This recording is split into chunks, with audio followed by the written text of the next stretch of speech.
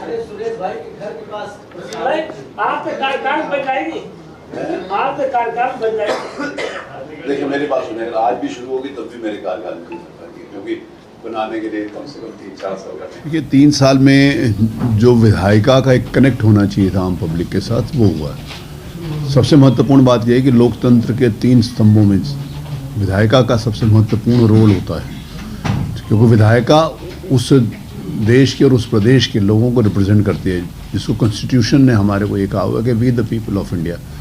तो we the people of India का representation अगर कोई होता है तो प्रतिनिधि के नाते से जो माननीय विधायकगण और लोकसभा में माननीय सांसदगण करते हैं। तो लोगों का एक कनेक्ट जनता के बीच में से नहीं हुआ था, एक डिस्कनेक्ट सा था, उसको एक स्ट्रॉन्ग बॉन्ड ऑफ कनेक्शन के रूप में मैंने स्थापित करने का प्रयास किया है। उसमें कुछ सफलता मिली है, बहुत कुछ काम उसमें बाकी भी है, लेकिन अब आम व्यक्ति विधायिका के बारे में, विधायकों के बारे में, विधायकों के कर्तव्यों के बारे में, विधायकों के परफॉर्मेंस के बारे में जागरूक है। जिस क्षेत्र से विधायक चुनकर आते हैं उस क्षेत्र की जनता विधायक का परफॉर्मेंस देखती है, चाहे वो यूट्यूब के माध्यम से देखे, चाहे वो सोशल मीडिया के अन्य जो स्तंभ हैं उनके माध्यम से देखे, चाहे टीवी के माध्यम से देखे। तो आज जनता के बीच में जनता के प्रतिनिधि की मार्किंग हो रही है, लोग उसको देख रहे हैं कि उसकी परफॉर्मेंस कैसी है। तो ये 3 साल की सबसे बड़ी उपलब्धि मैं इसको मानता हूँ। और दूसरी उपलब्धि मैं मानता हूँ जो एक परसेप्शन नेगेटिव था एमएलएस के प्रति, इंस्टीट्यूशंस के प्रति, वो नेगेटिव परसेप्शन में भी चेंज आया है। लोगों एक पॉजिटिव, अब लोग ये नहीं मानते कि विधायक अनपढ़ हो सकता, अब लोग कहते हैं कि विधायक बनना है तो पढ़ना लिखना पड़ेगा।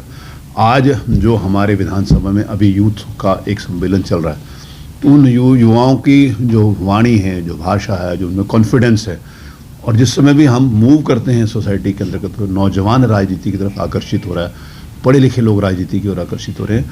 ये इन 3 साल की बहुत बड़ी उपलब्धि के रूप में मैं इसको मानता हूँ। इनोवेशन टेक्नोलॉजी में आज पूरे देश की विधानसभाओं में हम अग्रणीय स्थान के रखते हैं।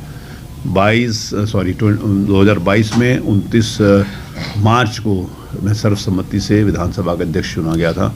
मैंने लगभग 1.5 माह में इसको ई विधान में कन्वर्ट कर दिया था, और तब ये देश की पहली विधानसभा थी जो ई विधान लागू करने के लिए तैयार थी। आज हम एआई की तरफ बढ़ रहे हैं, जल्दी ही हम एआई को इंट्रोड्यूस करेंगे विधानसभा में। पूरे देश की विधानसभाओं में डिजिटलाइजेशन के माध्यम से, टेक्नोलॉजी के माध्यम से हम अग्रणीय स्थान के ऊपर हैं, इस बात को मुझे कहते हुए गर्व है। और पूरे देश के असेंबलीज से माननीय वहाँ के अध्यक्ष, स्पीकर्स या फिर वहाँ की टीम उत्तर प्रदेश की विधानसभा को देखने आ रही है, उससे बहुत कुछ सीखने को आ रही है।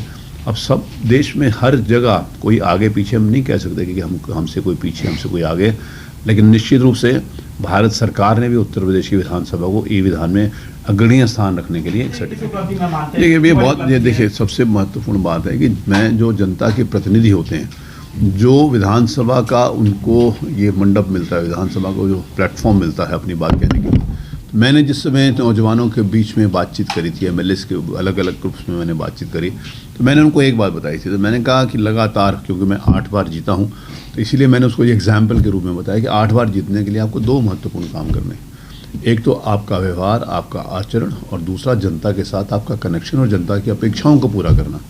तो इससे आप दोबारा जीत कर आ सकते हो, लेकिन दोबारा जीतने के साथ साथ आप आने वाले समय में आप प्रदेश के नेता बनोगे, देश के नेता बनोगे, और प्रदेश के नेता और देश के नेता बनने के लिए, आपकी परफॉर्मेंस का आकलन करने के लिए, आपको अपनी क्षमता बताने के लिए, दिखाने के लिए, और जनता के अपेक्षाओं को पूरा करने के लिए आपके पास एक प्लेटफॉर्म है। वो प्लेटफॉर्म है विधानसभा।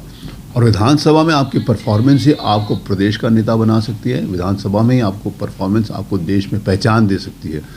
तो उसको नाते से मुझे लगता है कि माननीय सदस्यों को ये बात समझ में आई, जिसके कारण आज एडजर्नमेंट नहीं होता, जिसके कारण विधायक अच्छा परफॉर्मेंस देने के लिए विधानसभा में